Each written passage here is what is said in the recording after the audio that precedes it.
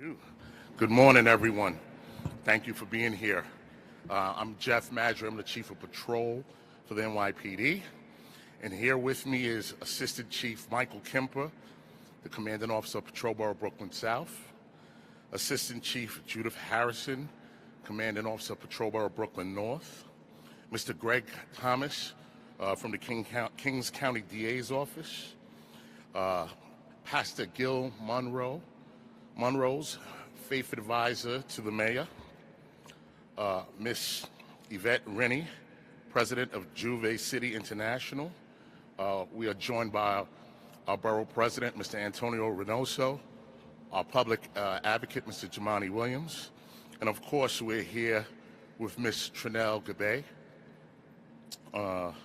We all know that years ago her husband was lost out here, a father, a family man, a lawyer, public servant, Mr. Carrie Gabay. So this morning we'll be discussing the enhanced security measures in place for New York City's annual Juve and West Indian American Day festivals. These music-filled celebrations of life and culture are back in person this year, and for the first time since the onset of the pandemic. We fully expect thousands of people to be present, to watch, to celebrate, and to once again take part in this traditional expressions of joy and freedom that will start with Juve, which will be winding through the heart of Brooklyn during the early morning hours, and will continue right into the afternoon with the West Indian American Day Carnival Parade. I want to ensure everyone that the dedicated women and men of the NYPD will be there every step of the way to ensure the safety of all. At the NYPD, we know historically the problems that we've had at these events. And it had nothing to do with the people who came out to celebrate their heritage and their culture, or the people who just wanted to have a good time. It was a relatively small few, a few bad actors who came out here to senselessly engage in violence, sometimes just for the sake of doing it. And we all know that for both Juve and West Indian American Day Parade, as with many other large events, the number one thing for us to all be is prepared. And that is the mantra of the NYPD, preparedness. Our planning for these events have been thoughtful and comprehensive. And we've been working with every stakeholder to deliver a successful, enjoyable time. I want to thank the residents, the community leaders, the elected officials, the organizers from Juve City International and from West Indian American Day Carnival Association, who've been working with the NYPD very closely. These are tremendous stakeholders, and they get it. They understand that we could do things safely. They understand that we can have a fun time if we're all working together. That's what it's all about. We want to make sure that this amazing celebration goes off in the next few days with no problems and continues forward in the future. And we can do it because we're all working together. We're going to make certain that this event is fun and secure for everyone who genuinely wants to come out and enjoy this culture, enjoy the culture and diversity that makes New York City so great. I'm going to have Chief Kemper come up here and discuss some of the details that we worked out that will allow people attending this year's Juve and West Indian American Day Parade. We want them to be able to come out and enjoy themselves without being fearful, with no trepidation. And at the same time, we're going to make sure we keep this event amazing and fun, as it's always been in the past. And we're going to keep things safe not only here in Brooklyn, but throughout the rest of the city. So we'll let Chief Kemper come up and discuss a few of the security measures, and then we'll take any questions on topic after that. Thank you. Chief Kemper? Thank you, Chief Madry. As Chief Madry mentioned, extensive security measures have been developed to ensure the safety of all participants and spectators who wish to attend the parades. It's our goal to provide a safe environment for all to celebrate these events, and I have full confidence in our team that we're going to get the job done. Our plans include, and are not limited to, first and foremost, our greatest asset, cops. A large presence of uniformed cops and community affairs officers will be present and deployed in and around both parade routes. We'll be using light towers to illuminate the Juve parade route. We have increased video surveillance cameras that are being installed, and we're going to be using a large amount of wood and metal barriers, plus so much more. The entire parade routes for Juve and West Indian Day Parade will be a frozen zone, and they're going to be both lined with metal barriers. As in years past, and as is used at other large-scale events throughout New York City, and to provide additional security, all participants and spectators who wish to participate at Juve will be required to pass through a security entry point prior to entering the parade route, where they're going to be wanded with a metal detector. There will be no weapons, alcohol, or illegal contraband allowed on the route. In order to accomplish this, there are going to be 13 security entry points throughout the Juve parade route. There will be entry points in the beginning, in the middle, and at the end. And by doing so, that's going to allow everyone the opportunity to join in the festivities. Similar security measures were used at prior parades, including the last Juve parade, which was held in 2019, and they proved to be well received by both the community and the NYPD, and it was quite successful. There were 0 acts of violence recorded at our last Juve. Just in closing, I think it's important that I thank all who assisted us in developing these plans, and there were many people that assisted us, and there are many people that are going to be working with us throughout the weekend to ensure success. I'll start with Mayor Adams and his team from City Hall, in particular Commissioner Fred Kreisman, the Commissioner of his Community Affairs Unit, Mark Che, who we've been working with closely, which is another element of our safety plan, working with our violence interrupters closely, using them and working with them to help mitigate problems before they become big issues. We're working with Pastor Monroe from the God Squad, a good friend of the NYPD. We're working with him and his clergy to be out and about, also accessible to us if the need arises, again, to help mitigate issues from occurring before they occur. DA Gonzalez and his team from the Kings County DA's office, the multiple city agencies that we've been collaborating with, which some of them just include the fire department, EMS, sanitation, DOT, and the list could go on and on. The local elected officials throughout Brooklyn have been part of our plans from beginning to end, and they'll be with us throughout the weekend. And certainly I'll end it off with the leadership of Juve City International, Miss Rennie. Where's Miss Rennie? Miss Rennie, who's over my left shoulder. Can't thank her and her team enough. And WIATCA, the leadership and sponsors of the West Indian Day Parade Carnival along Eastern Parkway. Thank you.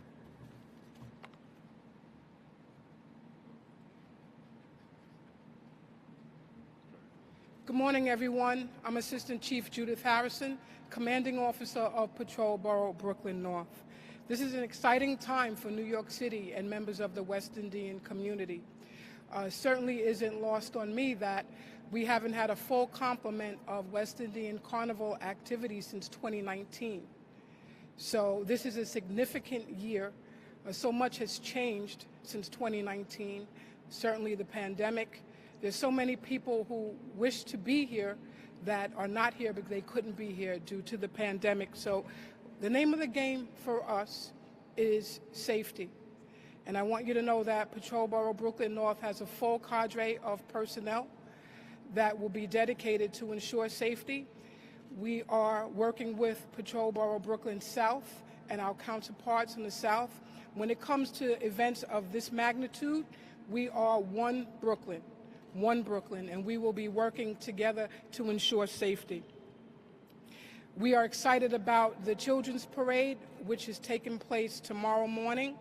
There will be a gathering of children in beautiful costumes. We will be walking them from Kingston and St. John's to the Brooklyn Museum, where they will take part in festivities there.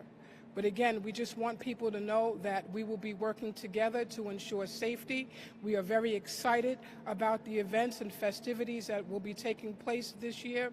We have personnel out there to ensure that everyone has a good time, but more important, that everyone has a safe time, and we're dedicated to doing that. Thank you very much. And I'd like to pass it over to Pastor Monroe. Thank you so much, Assistant Chief, and good morning to all. Proud son of St. Lucian heritage, and proud to have grown up in the U.S. Virgin Islands, so great West Indian Day American weekend to all of you. This weekend is really about our culture, as it is about security. And I think that as the Fed advisor to the Mayor of New York City, Eric Adams, one of the things that we did even at Borough Hall was make sure that, again, the Caribbean culture is something that should be celebrated. We would never want the biggest celebration, I believe, in the United States that is connected to the Caribbean culture ever be tied into violence. We want to make sure, again, that this festivity is a way of celebration of all of the diverse contribution to the Caribbean culture in New York City, and that even how any incident is portrayed across the weekend is not tied in directly to the people, to the work. We have spent months planning. We have Ms. Rennie from Juve City International. We have Ms. Gibbs and her team from Wiatica. We have crisis management. We have clergy. We have anti-violence group, elected officials, the NYPD working along with the mayor's office, the Brooklyn Borough President office, Antonio Reynoso. And so all of this that we do is about preserving our culture. And anyone who feels safe to enjoy one of the biggest festivities in New York City, which is the New York Day ball drop. The safety and security is the exact same thing that is going to be happening at Juve. What we want to tell our residents is that you can feel safe. What we're doing, again, is to be able to preserve our culture in New York City. Again, what we're looking at is making sure that is also the central message, that people can feel free to come and to enjoy not only the time in Juve, but also too on Labor Day as well. So months of planning, really thanking the teams. We just doing the flyers, which is Oprah Lynch and Keith Together. All of the community folks who have been working so hard with the Office of the Mayor to get this done. Mass camps, bands, promoters. A lot of individuals don't realize that it's a cultural activity and affair by the costumes. These are wire benders. These are professional individuals. These are cultural activities. It's not just people on the parkway dancing and have a good time. It's about culture. Public safety is a shared responsibility for all of us. And I think that we take this very seriously, and we want to have a safe and enjoyable weekend. The last thing, again, I would say on behalf of the Mayor of New York City is that, again, he has given all of the resources of the NYPD, city agencies, state agencies, to be able to do this in a collaborative effort. And I would say to our communities that, be kind to the police officers coming in from different communities, from different boroughs, from different precincts. Say hi, hello. Their work is to ensure that we are safe. And so what we do is that we say thank you. In the Caribbean culture, we always are grateful to our visitors and our friends, grateful to law enforcement, and I think that this again will show that we are a peaceful society.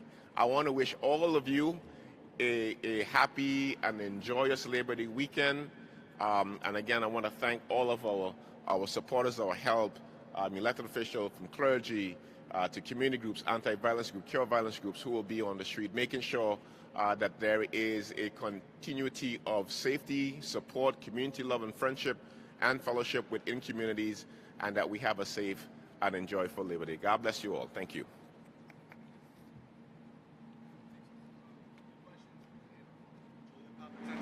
Yeah, Chief, explain how these new gun laws affect how you're patrolling these events, and also, in particular, the parties that go around the perimeter, which is usually the trouble spots. I mean, it's not going to change anything. We're going to go out there and be vigilant as always.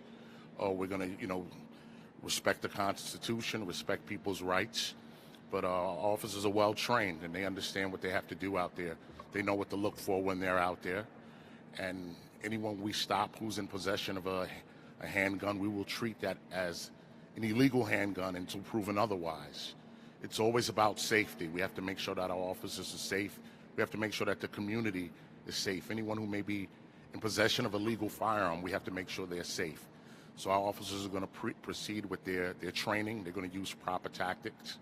And we're going to police this event like we've policed all events in the past. Chief, I wanted to ask about the checkpoints. How intrusive are the checks going to be here? Is it going to be bag checks? You know, what's going to be looked at these checkpoints? Chief Kemper. Mike? So in relation to the checkpoints, like I stated before, there's going to be 13 separate checkpoints along the Juve parade route. Each checkpoint is going to be staffed, if you will, by uniformed New York City cops, and there'll be a supervisor in the rank of captain at each location. All 13 locations are going to be under video surveillance. Anyone wishing to enter the parade route, whether they're a participant of the parade or even a spectator, is going to be required to go through the entry points. They're going to be wanded, and their bags will be looked into to make sure that there's no weapons, firearms, or illegal contraband brought onto the route. If they refuse to be searched or go through this process, that's fine, but they can't enter the parade route. Hope I answered your question. We've heard complaints in past years of police presence almost feeling oppressive and constraining the amount of celebration that can take place here. How do you kind of ensure that you're doing your job here and keeping the event safe while not giving that feeling of being oppressive? Absolutely. You know, this is a large event for us, but we want people to come out and feel comfortable. We want them to celebrate. So we're going to make sure that our officers are out there, spread out, being professional, and working with the community. Chief Kemper, Chief Harrison, they did a lot to prepare for this, bringing out members of the clergy, members from the community to speak to our officers, to make sure they understand the meaning of this holiday and to understand why people are doing certain things and certain customs that they'll be engaged in. So we're going to make sure that we speak to our officers, that they're properly trained and have the right information, and they know to go out there and to respect people's space and their right to have a good time. And that's exactly what it's all about. We want people to come out and have a good time. We just want everyone to be safe. We've had this discussion many years, right? So it's usually young people, teens in their 20s. When Mr. Gabay was killed, you know, two groups shooting at each other, he shot and killed. What's your message to young people, teens, and those who would commit this violence? You know, because they're the ones that need to listen. You know, what do you say to them, and maybe their families who can get them to, you know, not go out and shoot on these days? That's a great question, Dean. And it's funny, we had a ceasefire call in the other day where we brought young men in, young women in, and we gave the message that take back to your friends, to the community, that this is a day of celebration. It's a good day. We don't want any problems out here. We don't want any problems any day. But this weekend in particular, the message was very clear. Do not come out here to fight, to engage in any violence, to carry any weapons. We want you to come out and celebrate and have a good time. If you don't understand the history, if you don't understand the culture, come out here and have a roadie and just enjoy yourself and listen to some great music. But don't come out here engaging in violence. And that's not only the message we've put out on Wednesday at Ceasefire, we've been putting that out all along. For this, you mentioned that to the gang members or young people you guys deal with. On Wednesday, the ceasefire call was very specific, that we brought a group of young men and young women in from the community. And mind you, it wasn't just the police department that was there. It was the DA's office. It was the U.S. Attorney's office. It was stakeholders. It was CBOs. It was mothers who lost children out here, and we all gave them a message. And it was a message of love, of tough love. And I explained to them who I am and what my role is in the police department. And if they do something wrong, if they commit any kind of crime, that we will arrest them. But we also had services there for them. We had people there that could help them out. So it was a message of tough love, but it was definitely directed towards this weekend, but it was directed towards every day as well. I want to also chime in on that too. I also want to say to this too, as well as that, part of the Caribbean culture is not only about the weekend. And we have been, again, with Juvicidi and Wiatica, even the Gabe Foundation is working with young people to understand exactly what the symbols mean. A lot of Caribbean young people who, again, need to be reintroduced to the culture as well. So this weekend is not just about the party itself or the parades, but it's also about understanding what people are dressing like during Juve. What does it mean? What the word Juve mean? These are tied into emancipating us from slavery in the Caribbean. So we have been, again, sensitizing our young people to the culture of the weekend, what each specific event means. And I think that between Juvicidi and Wiatica and all of the nonprofit groups have been doing that throughout our schools, and even the steel pan. The 21st century? The only instrument that was created in the 21st century was created in Trinidad and Tobago. That is something that we should be highlighting, and again, in schools and at churches and at different cultural institutions, we have been sending that message over the last couple of weeks and months. If the representative from the DA's office is still here, I was just wondering what the message is from the district attorney's office. Are you all prepared to prosecute problems that might arise in arrests that police make if they do make those? Sure. Gregory Thomas from the Brooklyn DA's office. And to your question, that's an everyday opportunity for us to make sure we send a message about violence not being the answer. So we are working behind the scenes with the NYPD on this occasion and others as well to get a sense of the intelligence that's going on, but also sending a message, as Chief Matthew mentioned, on an everyday basis that we will not accept violence. And if you are arrested during this event or any other time, we're going to bring you to justice as soon as possible. Just one follow-up. We've seen under this administration the past few months more of an emphasis on low-level crimes. Is that an aspect we can expect here? Cops looking at, open container, fare evasion. How much of a concentration is there going to be on that kind of thing? We are going to, we pride ourselves in letting officers use their discretion out there. We do understand it's a holiday weekend that people are celebrating, and we're going to be mindful of that. People standing in front of their houses with an open container, we have to use our discretion. Hey, go inside the gate, things of that nature. So we're not looking to go out there and be heavy-handed. We're not looking to enforce laws, zero tolerance. That's not what we're here for. We're here to ensure the safety of the celebrants. We want to make sure people come out and have a good time, and we'll address things, with words. We'll use our discretion. We're going to have a large contingent of community affairs officers out there that will help get the message out. If we have things that are getting a little big, a little out of control, house parties, businesses, we have community affairs that's going to go in there. We're going to talk to our stakeholders, our homeowners, our business owners, and we're going to make sure we get the right message to them. Enforcement is one of the last things we look to do on this day. It's about making sure people are safe and having a good time. So he's talking about having a good time. There's always a little controversy depending on the administration, right? In the past, officers have come out and they've been seen dancing with women and men and having a good time. Sometimes that's looked at in a negative way. Other times it's like, they're having a good time. What's your message to officers?